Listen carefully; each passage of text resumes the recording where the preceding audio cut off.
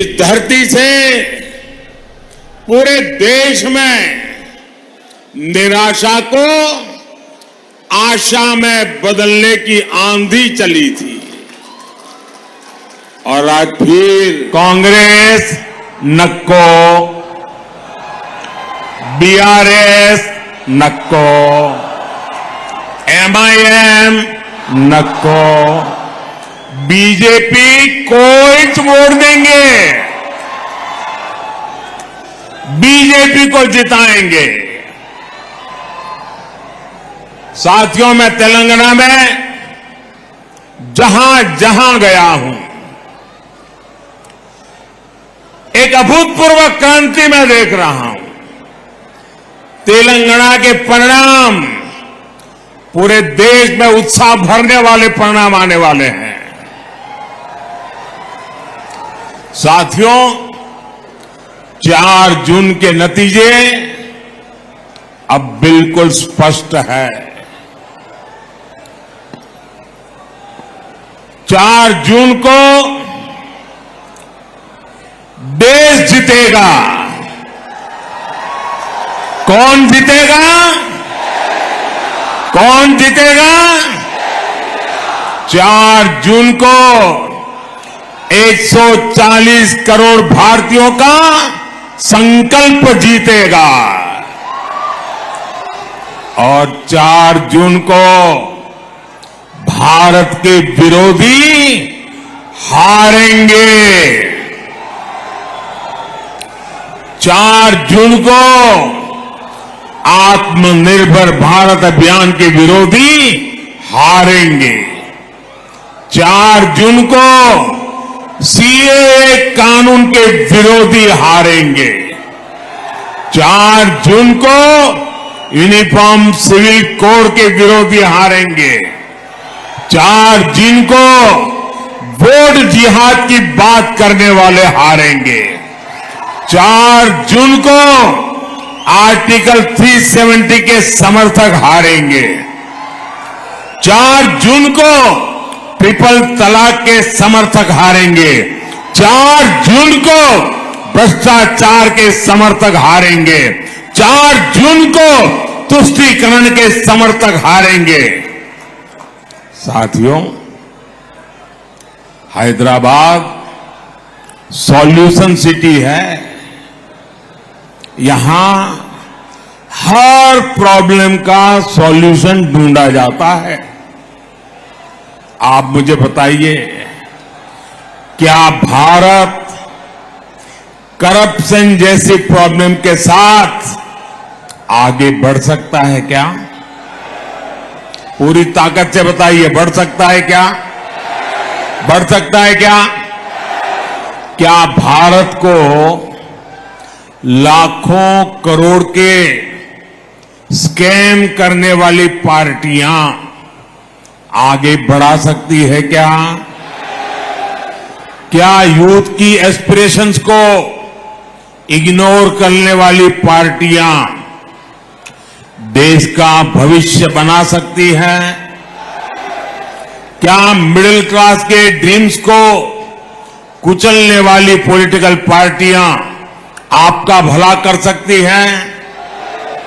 क्या हर प्रोजेक्ट में पहले करप्शन का पोटेंशियल खोजने वाली पार्टियां मॉडर्न इंफ्रास्ट्रक्चर बना सकती हैं?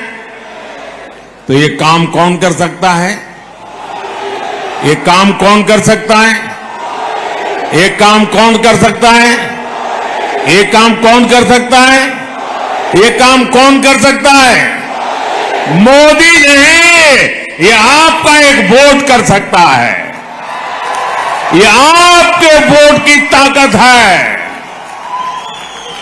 जो इन सारी समस्याओं का समाधान है। आपने बीजेपी को वोट, एनडीए को वोट दिया। भारत भी अपनी दशकों पुरानी प्रॉब्लम्स के सॉल्यूशंस पर काम करने लगा। आज इसका परिणाम हम चारों तरफ देख रहे हैं। भारत आज डिजिटल पावर है, भारत आज फिनटेक पावर है, भारत आज स्टार्टअप पावर है, भारत आज 5वीं दुनिया की सबसे बड़ी इकोनॉमी है, भारत आज स्पेस पावर है। साथियों, ये तो मोदी का ट्रैक रिकॉर्ड है, लेकिन कांग्रेस का ट्रैक रिकॉर्ड क्या है? कांग्रेस का ट्रैक रिकॉर्ड है लूट, लूट, लूट। कांग्रेस का ट्रैक रिकॉर्ड है अपीसमेंट, कांग्रेस का ट्रैक रिकॉर्ड है डायनेस्टी फर्स्ट, कांग्रेस का ट्रैक रिकॉर्ड है आतंकवादियों पर नरमी।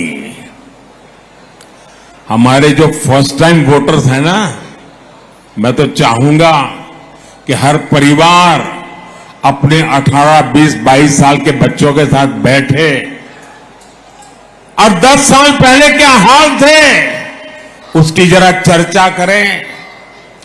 शायद इन फर्स्ट टाइम वोटर जो आज से 10 साल पहले 8 साल, 10 साल, 12 साल के थे, उन्हें तो याद भी नहीं होगा 10, 11 साल पहले यहां दिलसुख नगर में सीरियल बम ब्लास्ट हुए थे।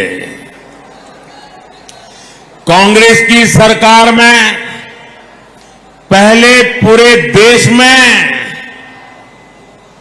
ऐसी ही खबरें आती रहती थी। कोई परिवार रेस्टोरेंट में खाना खाने गया है, ब्लास्ट हो जाता है।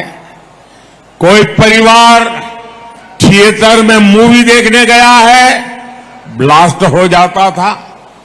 कोई परिवार बस से ट्रैवल कर रहा है, ब्लास्ट हो जाता था।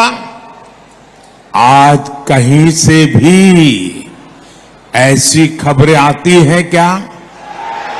जरा इस तरफ से मुझे जवाब चाहिए। क्या ऐसी खबरें आती हैं क्या? उधर से जरा बताइए, ऐसी खबरें आती है क्या? ये बम ब्लास्ट किसने रोके? ये बम ब्लास्ट किसने रोके? ये बम ब्लास्ट किसने रोके? ये बम ब्लास्ट रोकने का काम आपने दिल्ली में एक मजबूत सरकार बनाई, मोदी को सेवा उसका अवसर दिया, तब जाकर के रुका है। लेकिन ये बात कांग्रेस और इंडी गठबंधन को पसंद नहीं आ रही है। देश में ये खून खराबा फिर से शुरू हो, इसके लिए कुछ ताकतें मोदी को हटाने में जुटी है। इसलिए मैं हैदराबाद से पूरे देश को सतर्क करना चाहता हूं। कांग्रेस को वोट देना मतलब वो पुराने दिन जो कोई अनजान पंजा आतंक को उसके साए में जीने के लिए देश को मजबूत कर दिया था, देश को मजबूर बना देता था। और इसलिए फिर से एक बार देश आतंक की लपट में आना नहीं चाहता है। साथियों, कांग्रेस हमेशा से एंटी मिडिल क्लास पार्टी रही है। आप याद कीजिए, जब ये सरकार में तो कैसी कैसी बातें करते थे। इनके एक नेता कहते थे कि मिडिल क्लास केयरलेस हैं। उनके नेता कहते थे कांग्रेस के, वो कहते थे कि जो आइसक्रीम पर पैसा खर्च करते हैं वो महंगाई की शिकायत क्यों करते हैं? याद है ना पुराने बयान? ये कांग्रेस के नेता सरकार में रहते ऐसे बयान देते थे। साथियों, इस बार भी कांग्रेस के मैनिफेस्टो में मिडिल क्लास के लिए जरा सा भी विचार नहीं किया गया है। लेकिन ये लोग मिडिल क्लास की कमाई का एक्सरे करके उसे अपने वोट बैंक की और उनको बांटने की घोषणाएं डंके की चोट पर कर रहे हैं। साथियों, आप मुझे बताइए, आपकी जो संपत्ति है उस पर आपके संतानों का अधिकार है कि नहीं है? जरा मुझे सबके सब लोग बताइए, क्या आपकी संपत्ति पर आपके संतानों का अधिकार है कि नहीं है? क्या कोई सरकार आपकी संपत्ति छीन करके आपके संतानों का अधिकार छीन ले, ऐसी सरकार आपको मंजूर है? साथियों, कांग्रेस ये विचार करके चल रही है। साथियों, कांग्रेस की नस नस में रेसिज्म का जहर भी भरा है। ये शाहजादे के उस्ताद अपने ही देश के लोगों को चीन का, अफ्रीका का बता रहे हैं। शहजादे के उस्ताद की माने तो आज सभी भारतीय नहीं बल्कि अफ्रीकी है। कांग्रेस देश को टुकड़ों टुकड़ों में तोड़ने वाली मानसिकता के साथ बोल रही है। ये लोग भारत को एक राष्ट्र ही नहीं मानते। इसलिए आपको कांग्रेस से, इंडी अलायंस से बहुत सतर्क रहना है। साथियों, आप सभी जानते हैं कि शहजादे को ऐसे खतरनाक आइडिया ट्यूशन करके सिखाए जाते हैं और शहजादे को ट्यूशन पढ़ाने वाले ने एक और बात कही है। वो कहते हैं कि राम मंदिर और रामनवमी मनाना गलत है। वो कहते हैं कि भगवान राम की पूजा आइडिया ऑफ इंडिया के खिलाफ है। मैं जरा आपसे पूछना चाहता हूं, क्या भगवान राम का अपमान आपको मंजूर है? क्या पूजा करना गलत है? क्या पूजा करना देशद्रोह है? क्या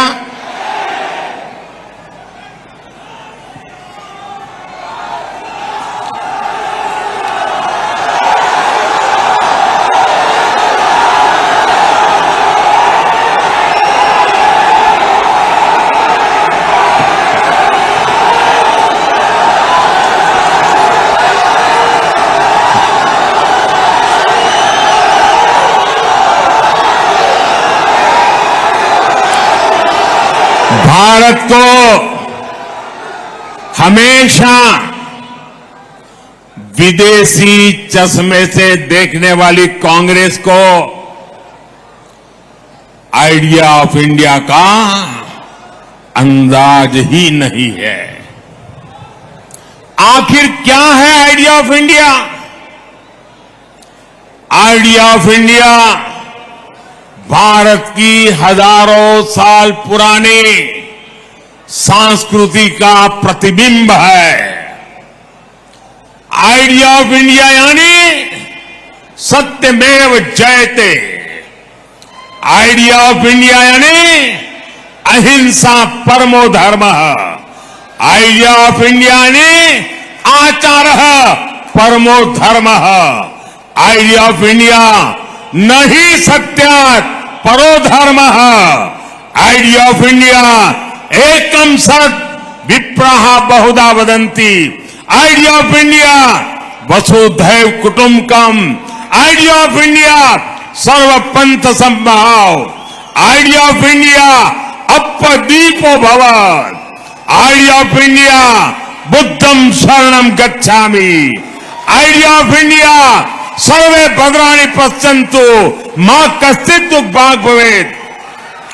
आइडिया ऑफ इंडिया परोपकाराय सताम विभूतयः। इंडिया आइडिया ऑफ इंडिया जन सेवा ही प्रभु सेवा। आइडिया ऑफ इंडिया ईश्वरः सर्वभूतानां। आइडिया ऑफ इंडिया सर्व ज्योति के बीच समाना। Idea of India God is great. Idea of India नर में नारायण जीव में शिव। आइडिया ऑफ इंडिया या देवी सर्वभूतेषु मातृ रूपेण संस्थिता। आइडिया ऑफ इंडिया नारी तू नारायणी। आइडिया ऑफ इंडिया मां विद्विषा है। आइडिया ऑफ इंडिया मिच्छामि दुक्कडम। और आइडिया ऑफ इंडिया अपि स्वर्णमयी लंका न मे लक्ष्मण रोचते जननी जन्मभूमिश्च स्वर्गादपि गरीयसी। हमें जन्म देने वाली ये धरती मुझे स्वर्ग से भी ज्यादा प्रिय है। ये भगवान श्री राम के ही तो बोल थे। ये आइडिया ऑफ इंडिया आज केवल मान्यताओं तक सीमित नहीं है। ये आइडिया ऑफ इंडिया आज भारत की एक सशक्त पहचान है। ये आइडिया ऑफ इंडिया आज भारत की बुलंद आवाज है। और इसलिए आज आइडिया ऑफ इंडिया यानी इंटरनेशनल योग दिवस। आइडिया ऑफ इंडिया यानी one earth one family one future का विजन। आइडिया ऑफ इंडिया यानी विश्व के लिए one sun one earth one grid का विचार। आइडिया ऑफ इंडिया यानी चंद्रमा पर Shiv Shakti point. Idea of India मतलब mother of democracy. Idea of India justice to all appeasement to none. जिन श्री राम से हमें ये प्रेरणा मिलती है उन्हीं प्रभु राम की पूजा को कांग्रेस आइडिया ऑफ इंडिया के खिलाफ बता रही है। साथियों, तुष्टीकरण के लिए कांग्रेस और उसकी जैसी सोच वाली पार्टियां कुछ भी कर सकती है। यहां हैदराबाद में भी एमआईएम को इसलिए ही खुली छूट दी गई है। वोट बैंक न नाराज हो जाए इसी डर से ना तो कांग्रेस और ना ही टीआरएस हैदराबाद मुक्ति दिवस मनाना चाहती है। लेकिन अब बीजेपी ने हैदराबाद को इस खौफ से मुक्ति दिलाने की ठानी है। केंद्र सरकार ने तय कर दिया है कि हर साल 17 सितंबर को 17 सितंबर को हैदराबाद मुक्ति दिवस मनाया जाएगा। भाइयों और बहनों, हिंदुओं को बांटो और अपने वोट बैंक को खुश करो, ये कांग्रेस की रणनीति है। इसलिए कांग्रेस एससी, एसटी, बीसी से रिजर्वेशन छीनकर रिलीजन के आधार पर बांटना चाहती है। आपने सुना होगा कि शाहजादे के करीबी और चारा घोटाले के दोषी नेता ने क्या कहा? जेल से बाहर आए हैं और क्या बोल रहे हैं? वो कहते हैं मुसलमानों को रिजर्वेशन देना ही चाहिए। और फिर इतना ही नहीं, वो कहते हैं पूरा का पूरा रिजर्वेशन मुसलमान को देना चाहिए। ये लोग बीसी कोटा के रिजर्वेशन को खत्म करके रिलीजन के नाम पर रिजर्वेशन देना चाहते हैं। इसका बहुत बड़ा प्रभाव जो जीएचएमसी चुनाव में पड़ा था, वो हम सब ने देखा है। जिन सीटों पर बीसी समाज का हक था, वो उनसे छीन ली गई। कांग्रेस यही मॉडल पूरे देश में लागू करना चाहती है। साथियों, तेलंगाना में जब से कांग्रेस सरकार बनी है, तब से डबल आर टैक्स की भी बहुत चर्चा है। एक आर तेलंगाना का और एक आर दिल्ली का, इन्होंने मिलकर हैदराबाद को, तेलंगाना को एटीएम बना दिया है। मैंने किसी का नाम नहीं लिया, लेकिन डबल आर टैक्स पर यहां के मुख्यमंत्री खुद सफाई दे रहे हैं। साथियों, यहां हैदराबाद में तो ट्रिपल आर टैक्स का बोझ आपको उठाना पड़ता है। यहां एक आर रजाकार का भी है। ये रजाकार टैक्स कैसे काम करता है, ये ओल्ड हैदराबाद में दिखता है। कांग्रेस बीआरएस के समर्थन वाली मजलिस के सांसद वहां लंबे अरसे से है, लेकिन वहां बेसिक सुविधाएं तक नहीं है। साथियों, हैदराबाद में हर साल बारिश में चारों तरफ पानी भर जाता है, लेकिन बीआरएस हो या कांग्रेस, किसी ने भी आपकी परेशानियों को नहीं समझा। हर साल पब्लिक परेशान रहती है। इससे हेल्थ और एजुकेशन, हर सर्विस, उस पर बहुत बुरा असर पड़ता है। यहां पावर कट से लोग परेशान हैं। साथियों, बीजेपी तेलंगाना के तेज विकास के लिए प्रतिबद्ध है। तेलंगाना को पहला एम्स किसने दिया?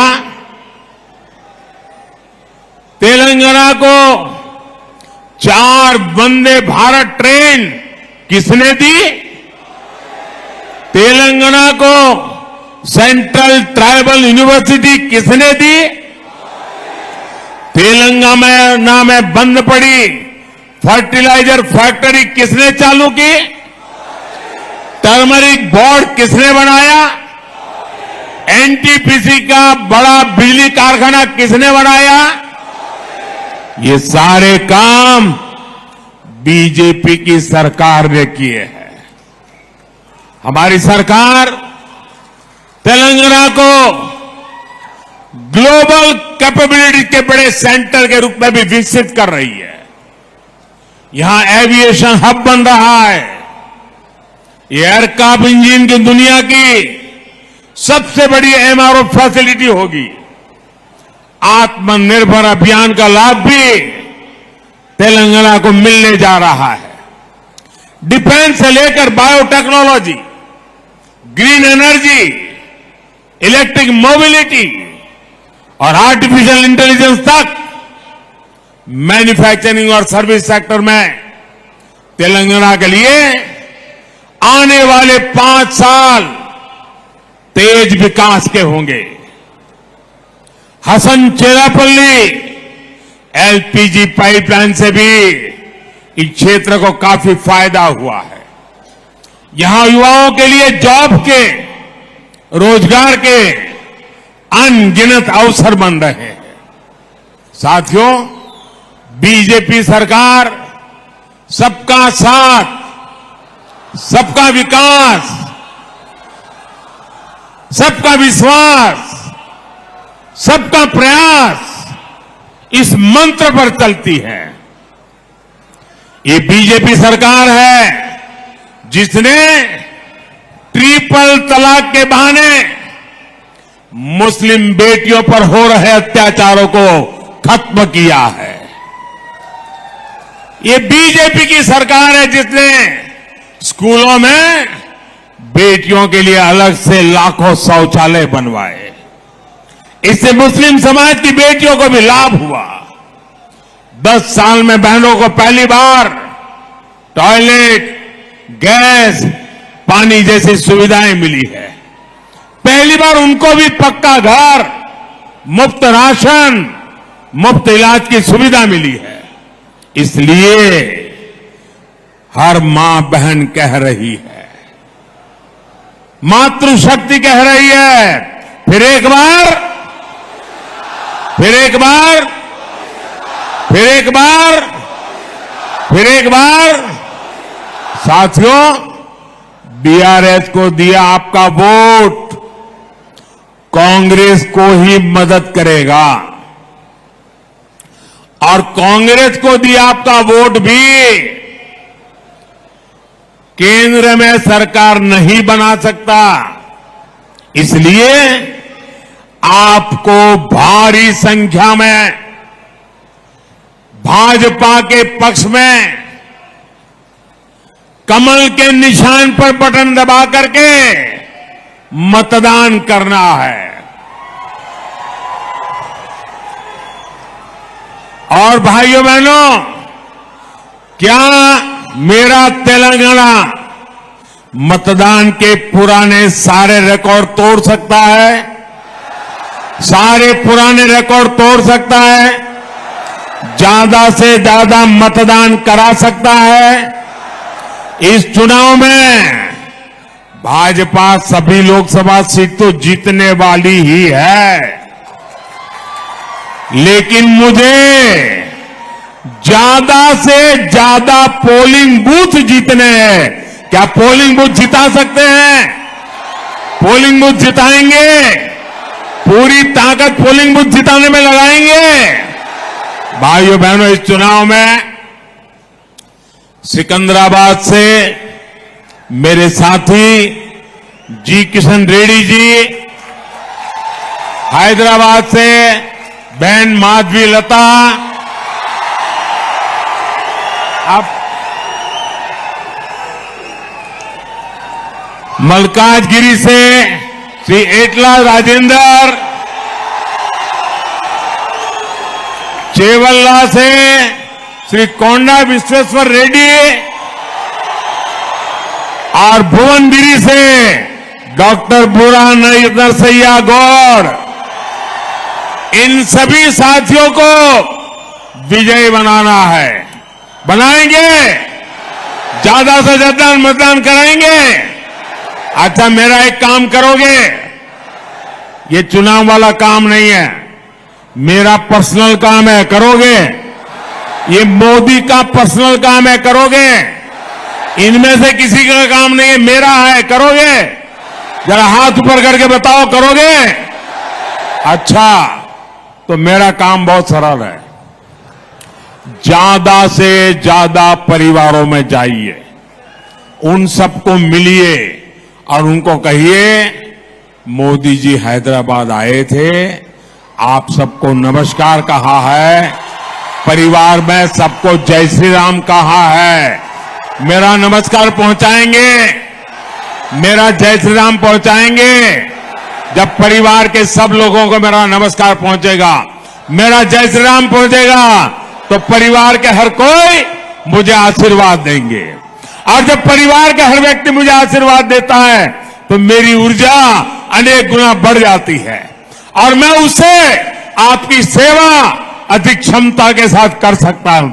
बोलिए भारत माता की, भारत माता की। बहुत बहुत धन्यवाद।